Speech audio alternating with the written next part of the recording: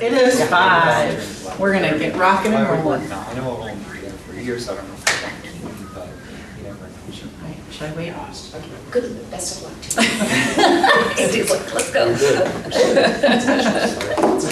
Okay, awesome. Okay, we're gonna call this meeting to order. Thank you for everybody for being here. Public comment. All right. Public, No, no. just public presence. Sure, thanks. Okay, we are gonna look at the minutes from March 28, 2023. Any questions, comments, concerns? Move that they be approved. Second. All those in favor? Say aye. Aye. Any opposed? All right.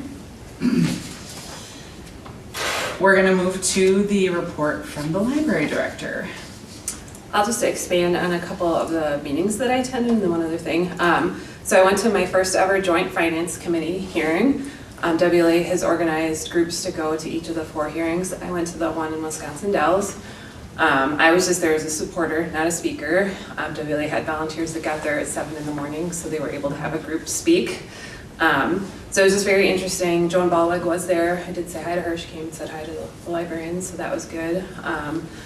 As you may know, Senator Mary Filskowski, libraries are her project, and she's on the Joint Finance Committee. So we've been very fortunate to be funded at a system level very well, and that has impacted us at a local level, because Winnipox has had money available for some of these grants that we've gotten for the toilet replacement and continuing education and microfilm digitization. So we've gotten a lot of money, you know, based in part because the state has been supporting system funding well. So I just wanted to mention that I had gone to that. And then last week, Tuesday night, Brandon Public Library had emailed all of the Fond du Lac County library directors and asked if anyone wanted to come and speak at their friend's annual meeting. And I volunteered because partially to thank them, also because they fundraised first and we've learned about some opportunities thanks to what they've done and paved the way for us. And just also because I am the vice president of WLA, and so just wanted to address a little bit of that, and I've been to the Joint Finance Committee, so to expand their knowledge on that. So that went really well. And then I did go on last Thursday to an intellectual freedom workshop by Allison Macrina. And that was very interesting. She had spoken last fall at the WLA annual conference as a keynote, and this kind of expanded on it, and it does have me thinking about tweaking our policies as to how we handle challenges. I think we have a good one, but there are a couple of things that we could tweak in that. And then also just looking at, we do have a behavior policy, but having a code of conduct that might be, I mean, our behavior policy is kind of a compilation of random bullet points of what you're allowed to do and not do. So just having a code of conduct that starts out, you know, a little more positively too, like these are the behaviors we expect from people, and then spell it out and what actions would be taken. So I'll be working on those probably over the summer to get those back to the board. And then the other thing, in addition to on what's on here, I'll mention the Business After 5 chamber event. So there is one tonight. I'm going to that. Linda and Susie are going to that. That's at Patina V from 5 to 7. Then in May, it's going to be at Roadhouse, and it's co-sponsored by the Friends of the Library, but Roadhouse is generously donating all the food, so the Friends don't have to pay, but we still get to be co-sponsors, and they do usually do a 5-minute presentation in the middle of the event, so we'll be able to talk about the renovation project there. I can give a little spiel, and we'll have, you know, our booklets and folders of packets of information to hand out if anybody is interested in that, so that'll be good. And then just one other thing, last Friday, Jeff Gilderson-Dewey, the director at Oshkosh and Winnifox, announced his retirement as of June 2nd. And has recommended that they split the position up. So the Winnifox board meets tomorrow night to have that discussion and vote on that. And we'll see what happens moving forward. So, and that's all for my report. If there are questions. All right. We're going to review the payments of April 2023 invoices. And this board packet, there are 2 sheets now. we've started to put more things on the credit card, basically because Amazon has changed and they no longer have a corporate line of credit. So we are on a business account through the city, and so all of our charges come on the city's credit card account now. And so since Ben is putting this together already and I don't have to retype them, I'm just gonna send you 2 pages now. So one with regular invoices that are processed through City Hall, and then one that's got everything on our credit card statement. So that's why you see 2 pages in this board packet. So the credit card invoices says April 2023, that's via the city? Or or do we want to talk about that when we get to that? Just a wee bit confused. The what? The credit card invoices that dated April 2023. Oh, I see. The credit card use log document? Yes, Right, right. that's right from the city. Yep. So the stuff that we purchase, and it just says Desiree on it, it's just those are stuff from the library. Right. And the city's paying for with their credit card. Right, and then we tell the city, so on the very right-hand side of that is the account number that it comes out of. Okay. Yeah. Okay. I'm just trying, okay, I got that, I see that now. Yeah, so the city has a credit card Right. for overall, and then like each department has their subdivision with their line of credit, and so now we've started putting things on that. So I don't get a statement with the credit card, the city gets it, and they say to each department head, here's what you have, here's what you have, here's what you have, and then we have to provide all the documentation, all the receipts, and forward that to And Naomi. which account you want it to come And out. which account it comes out of. Okay, so we in the city are working a bit better together than Yeah, things are, I hope so, yeah, moving in the right direction, yes. okay, Yep. okay. All right, so where are we doing the financial summaries now? What are invoice, what are we doing? We're on the invoices. Okay, well, I got. Yeah. Oh, I see that. The April payments. Okay, I see that, I'm Invoices, all sorry. that. Yep, no, you're good. Any questions, concerns, comments on those? Yeah, what was the electric for, $100? What was that for? That was to replace at least one of the outdoor lights that was out, which one of the pages noticed when they went to empty the book drop and it was really dark out and they couldn't see. So Okay. something that, yeah, yep, so that was that. Okay, what is ITU Absorb Tech for 6209? Those are the rugs, those are some of the rugs upstairs that they replace on a monthly basis, as well as mop heads that they replace. Oh, So okay. that's a monthly Okay. standing thing.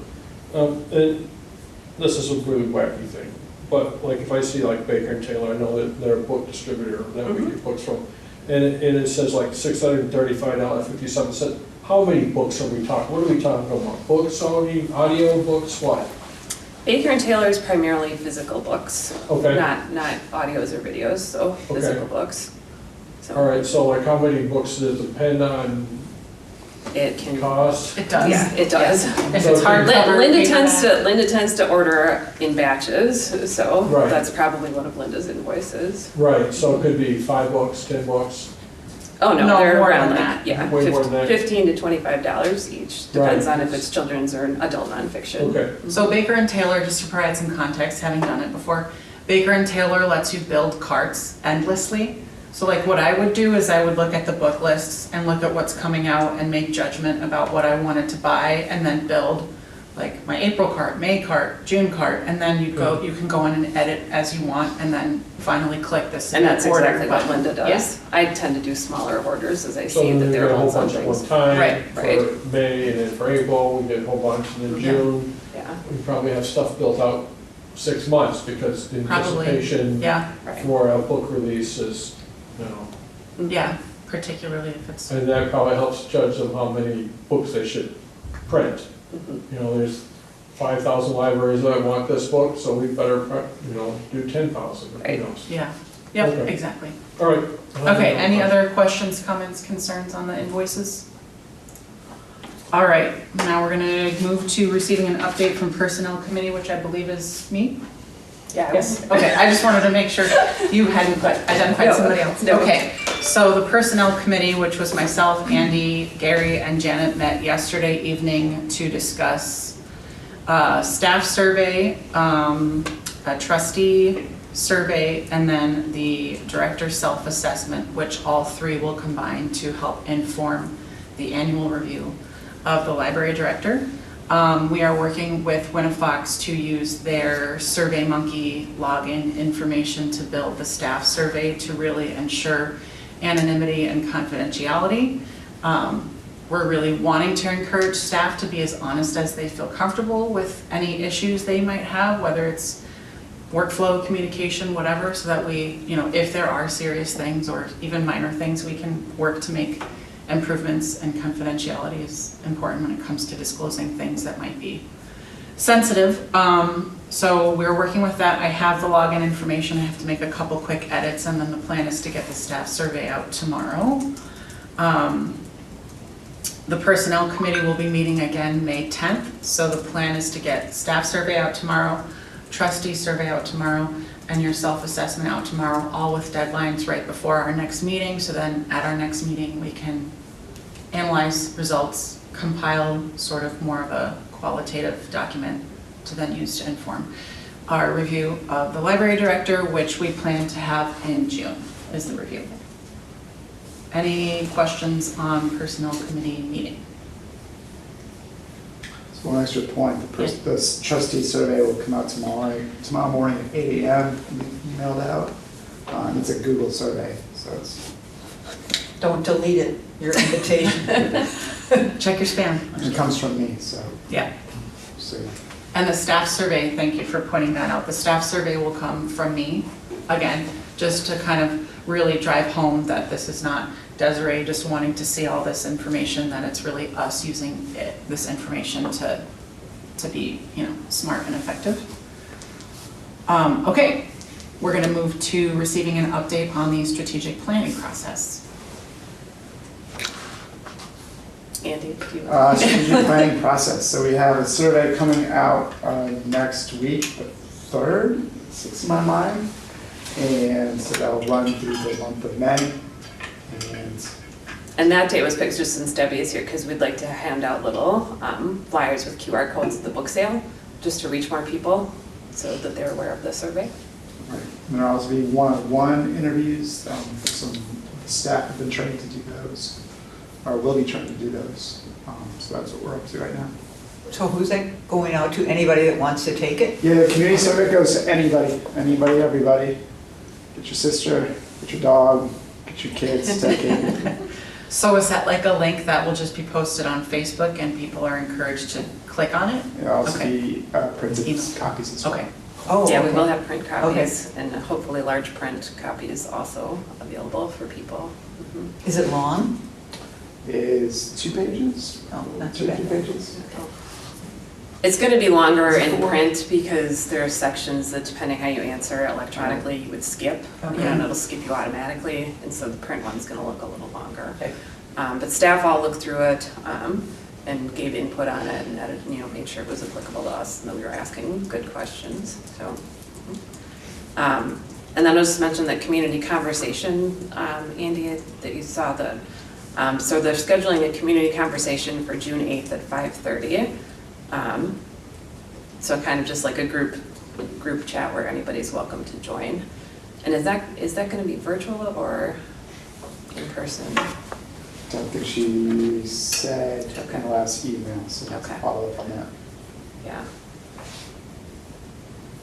So that seemed to be the best date that worked. So is that here, the community conversation? I Or think is if it's that in gonna be- person, it'll be here. Yeah, okay. Just putting it on my calendar. Okay. Any questions on strategic planning bits? All right, we're gonna receive an update on the campaign planning committee. Do you want to? I can start. You can start. So we met this afternoon. So we've had lots of headwinds with other groups raising money in the community. So we're making less progress as we'd hoped. So I think it's the recommendation of the committee that we split the projects into sort of 2, so that we focus on interior and then work on the exterior later on. So that's their recommendation, but it's our decision to make. Just a couple of other things. I did apply for an Otto Bremer grant in the amount of $150,000 with a $50,000 matching component. So we will find out on July 19th whether or not we get that. So then we would have a certain amount of time, if we do get it, to raise $50,000 to match along with that. And that only can be used for the interior. The exterior is not something that they are interested in. We also applied for the Tammy Baldwin money. I've heard now from a couple different people though that those earmarks, there are 2 big library projects going on in Prairie du Chien and Janesville, and that Governor Evers is supporting money for that, so they're not sure how much will be left over for the remaining projects, and I know other people that have applied for that, so that, and we won't find out about that until December, so that's iffy. And then our committee people are working on calls, and they did send out 29 letters to lifetime friends asking people to pledge $10,000 over 4 years. So they're hoping to get enough of those to push us over the top. We have about 600,000 raised so far, so the goal is to get to 800,000 soon, so we can go out to bid in the fall and start the work on the inside. When is that 150? I mean, so if you send these letters out and that comes in before, how does the timing work on that? That when do we decide that 150 starts? Now? They have to match. No, that starts after we find out if we get it or not. Yeah. So. Okay. I'm just wondering if you have to be careful, you know, that we still have 150 out there after a certain time if we find out we get that. I think matching people are more likely to donate or donate again. So, and I think it'll generate excitement and people want to see that. So, and just to maybe then look at some of the smaller gifts of the $1,000 and the $1,000 range to really get us to that goal. Okay. Okay, questions on campaign planning? All right, we're going to move to receiving an update from the Finance Committee. We didn't talk about who's going to update. We did not. Not it. Gary, you probably have a recent memory of what Yeah. you've been working on. Go for it. I've been meeting with a lot of people. Let's see, I met with Carlene at the Community Foundation, had a chat with Ellen Sorensen, met with, on the phone with Shannon Schultz at DPI. So I'm still waiting to hear back from Carlene, following up on some of the accountant recommendations. But in the meantime, what the committee really focused on at its last meeting was going through the investment and fund management policy, which we're going to talk about. And so just crafting this. So this is basically borrowed from the Oshkosh Public Library and patterned after them. So. Okay. That seems like a great segue into discussing the draft of the investment and fund management policy.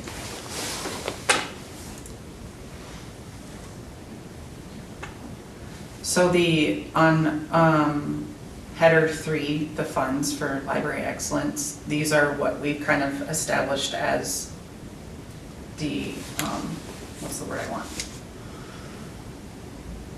Designations, correct? Mm-hmm. Okay. Right. My question, this supersedes all of the Oshkosh Area Community Foundation fund. So if we have money, it goes into one of these pots, or is it still unrestricted? No, we would no longer have any unrestricted funds. So the board would have to decide how much we would be, how we would be allocating our current funds into each of these. So that makes a future large donation or funding of, say, a renovation project more difficult. We talked about that. Yes. What did we say? Well, I didn't go to the last meeting, but I attended with Desiree the meeting with Adam, and the primary concern from the city was we had such a large sum of money that was unrestricted. Therefore, the attitude or feeling was that can be used to round out any budgetary concerns that the library may have because it's unrestricted. So us forming this policy hopefully will decrease the amount of unrestricted funds we have and show the common council that we've got things planned and sort of allocated so that they don't just see this large pool of money that's just sitting there. Were you asking if someone specifically gave a large gift for, say, an addition or something? Where would we put it? No, somebody had a big donation. Does it have to go into one of these pots, or can it be A general a fund. general pot? Right. So we have a general pot right now, and that is controlled by the board. We can say, oh, we're doing a renovation. It would be Right. nice if we had these funds to make that renovation a reality. And so if we divided up that $100,000 fund into these 5 pots, that It changes cuts, the game. it cuts our freedom a little Well, bit. the board still has the ability to use them in it and move them around. Is that clear That's- in here? Okay, yeah, I thought so, yeah. So we can redistribute funds once they're, So under the investment Restricted. committee, the second to last bullet point says periodically reviews and recommends changes to the allocation of assets among endowment funds under library board control. okay. Who was the investment manager again? Was that the fund manager? The investment manager is the fund manager and the custodian is currently the Oshkosh Area Community Foundation. Mhm.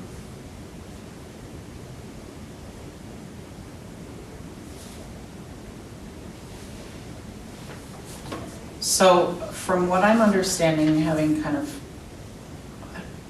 jumped in on the beginning conversations with the the finance committee, the reasoning for this policy is so that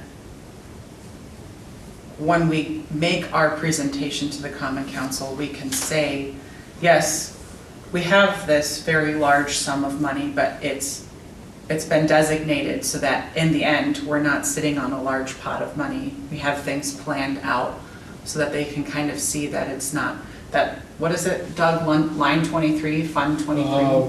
I think it's Fund Yeah, 23. Fund 23 isn't sitting at $500,000 because they looked at Fund 23 sitting at $500,000+ and thought, they have plenty of money, we can keep them flat. Yeah. Okay, of course. And because they kept, the primary reason they kept us flat was because all of our money was unrestricted and undesignated. In their definition. Correct. In their Correct, understanding. Correct, yeah. Correct. Of course, if they know that we can move things around, I would tell you it doesn't change anything. Not But it's really. moving them around within these funds. Right. So we could pull them out for operational deficits. Correct. So that would have to be made clear. I guess this is a good starting point. I think we should look around to see, other than Oshkosh, what other libraries around the state, or even outside the state, have as a fund balance, investment fund balance policy. Other libraries in the state must have such a thing. You know, what do they do with that? And how are they managing it? And what- Well, interestingly enough, at this workshop, this intellectual freedom workshop, I was talking to a library director there. She just had her board pull all of their funds out of their community foundation and gave them all to the Friends. Okay, the problem with that is what our city's not accountants, but our Auditor? auditors say, is that they gotta be audited too. Right. Plus, you're moving things that were given to the library and you're giving them to another entity. I think that's a serious problem, and if I were in that community, I would probably be outraged. You're giving them outside of the control. It's like you're hiding something. So I would not ever consider that. As a matter of fact, I urge the Friends to open their books for the city's auditors so we can check that there aren't any off-book stuff going on. I don't think there is, but I think that's prudent. So that's just me saying that. So- And Adam and other people. So isn't that legal background, though, what you're asking for, really? The So- item 2 Yeah. on the first page? Yeah. It sets out what a library Right. board may do with gifts. And it does say they Yeah. may transfer it to a library Friends group. Yeah. That's the state statute, yeah. Right. Okay. Yeah. So I think it's there.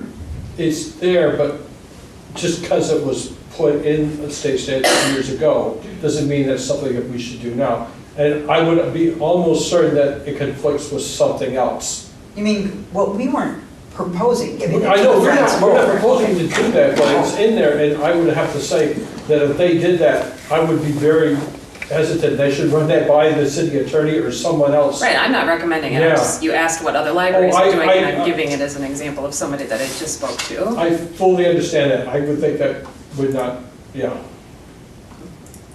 Are there any other thoughts or feelings from other board members about this initial draft policy?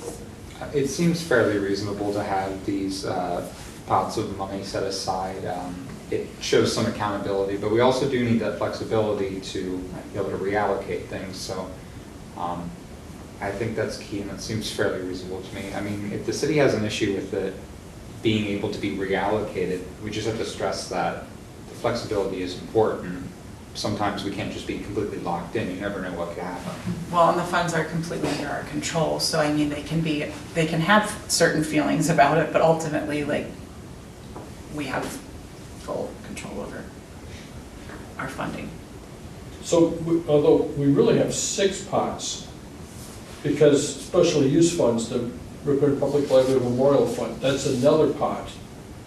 So if I had a family member that loved libraries and they died, and here's $100 for that, it would go in through that pot there. This I would use more for the, so it could, yes. I'm looking at this for more of the larger donations that we've gotten. So things like Webster Grant, you know, we haven't talked about it, but if we don't have the checking account anymore, because we spend that right away, like that would cycle through the city. But there are a couple of donations that we've gotten that are to be spent, but that are larger and that you just, you know, we wouldn't spend it all in one year. So this would be for those, I mean, like we've got a $5,000 donation right now that we haven't allocated that should be used for books. Okay. You know, so, but we're not gonna spend that all in one year. You know, I'd like to have it matter over time, so. Okay. So I would use it for that, for those that Okay. are a little bit, you know, meant to be spent, but maybe not immediately within the next couple of months. Okay. So, There's something in here that I haven't seen that I think maybe we should put on for discussion too, is like what percentage of a fund can we transfer?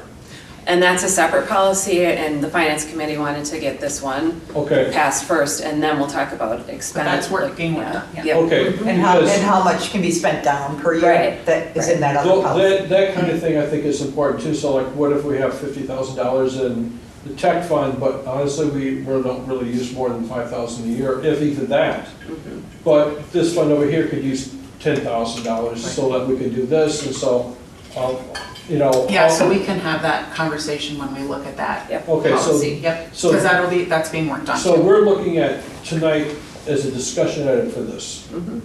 So, okay, why don't we move that forward, and let's just take a look and see what other communities are doing. I bet they're probably similar, but, you know, maybe some like Milwaukee or Madison or some of the other bigger libraries, and what kind of fund did they have? Has the city's donation policy gone to council yet? Yes, that was last night, I think. Okay. Yeah, it was last night, And did it pass? yes. Okay. Because I haven't seen that, and I'm curious as to how Yeah, we that's did that worded. last night, in fact, I can look that right now. The city Council, the city of Ripon passed a donation policy. Yeah, that was last night. Yeah, that was the second thing we talked about. Yeah, Ripon City's donation policy, yes, we passed that. So Okay, how would so I'll get it. you can get it Yeah. now? Mhm. Andy, are you still feeling puzzled, confused? I'm feeling vibes from you. Do you want to talk about it more? This is the time and the space for it.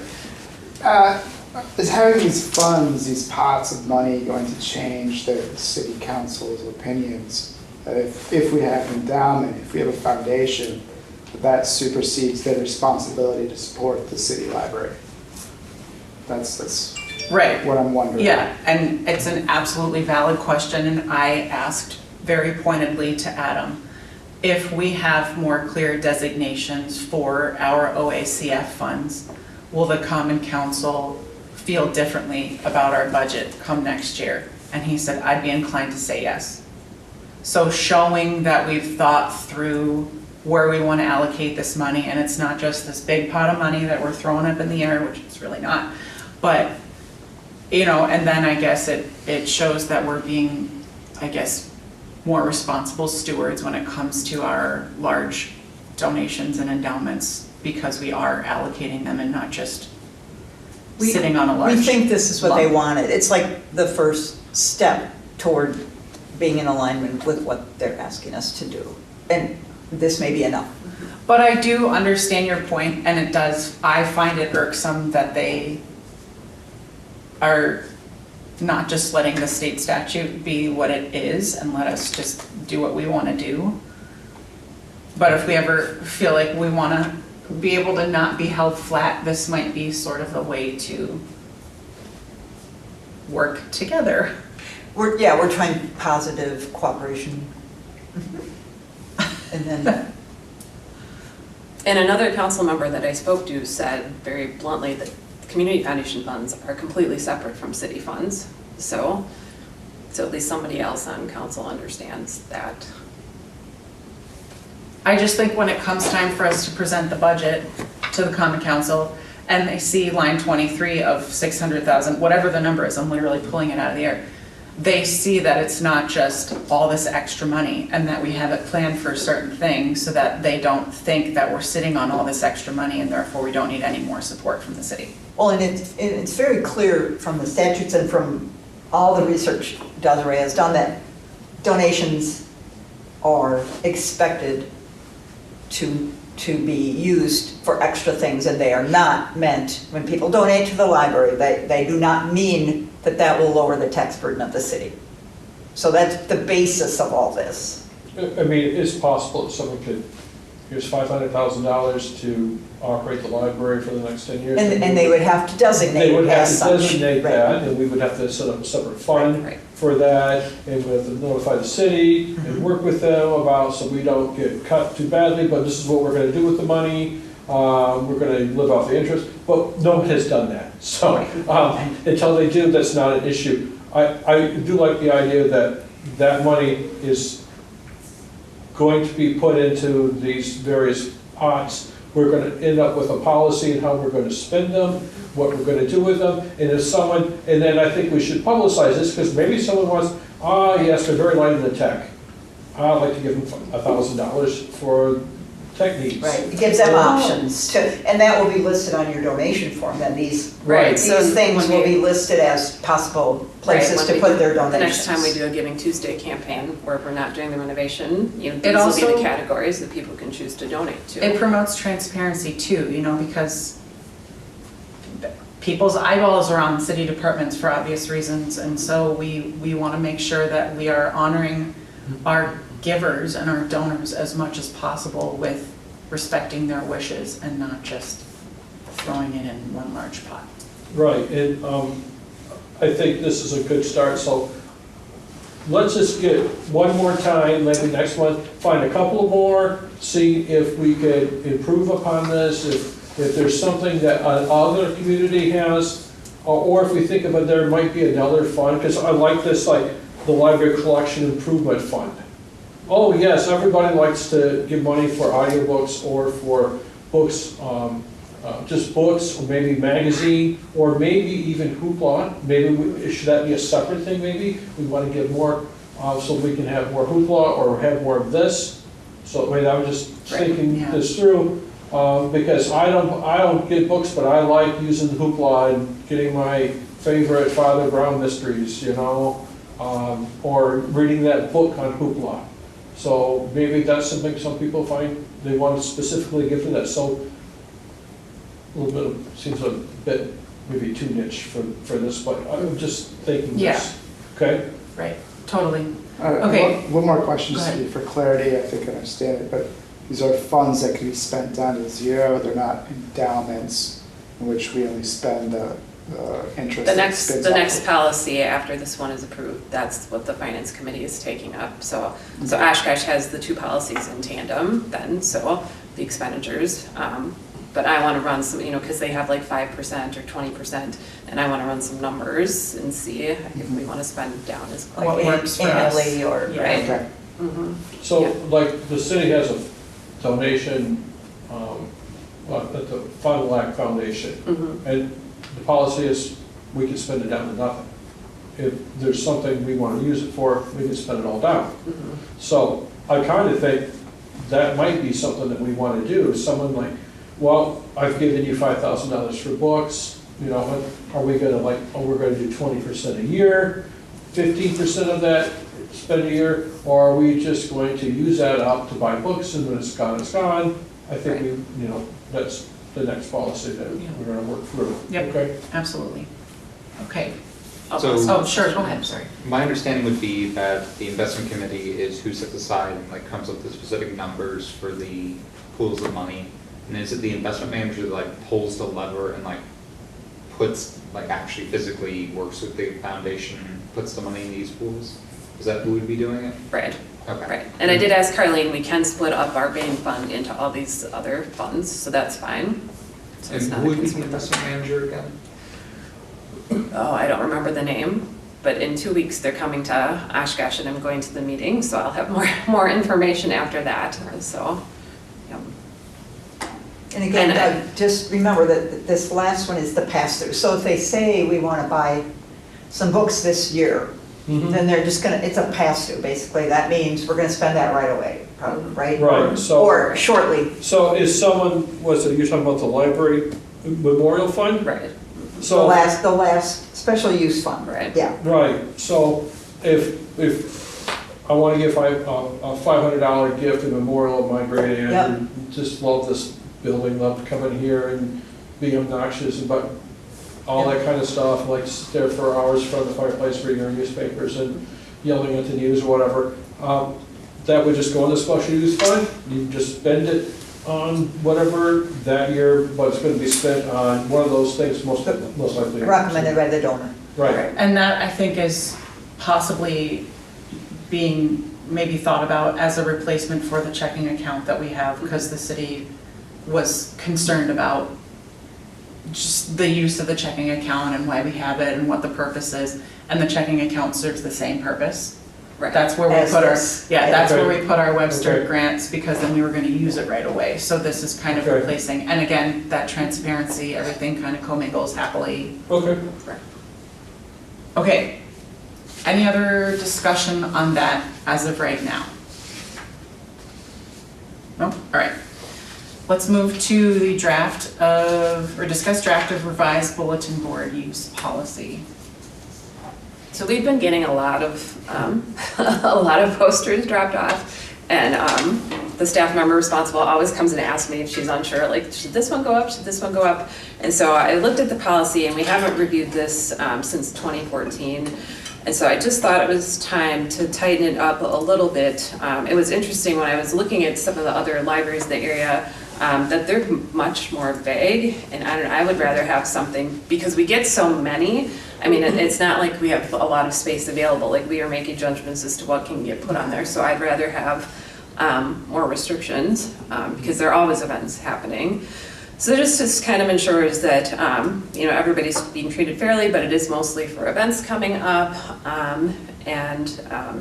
and if it's not for an event, you know, all the details need to be there, so it needs to be complete, you know, date, time, location, etc. So, and also to add that we are not endorsing any of the content that's put up, so. And there were enough changes that I included the old one versus the new one instead of It's much different. editing it, so.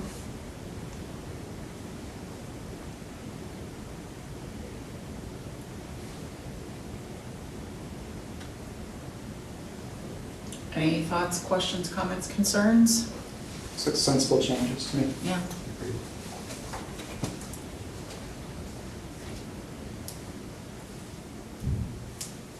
We would want to approve this Mhm. eventually? Okay. Okay, so this is for discussion, and next time we can, okay. Or would we- Oh, we're gonna approve it Approve it now, now. yeah. Oh, we're gonna prove it now? Mhm. Okay. I move to approve the bulletin board use policy. Second.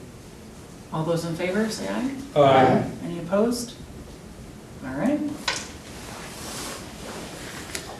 Next board meeting, Tuesday, May 30th, 2023 at 5 PM.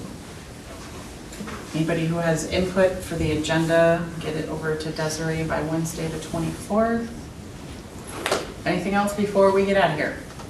May 23rd. May 30th is the next meeting. May 30th. Yeah. Thank All you. right, thanks everybody, we're The adjourning. fifth Tuesday next. Right.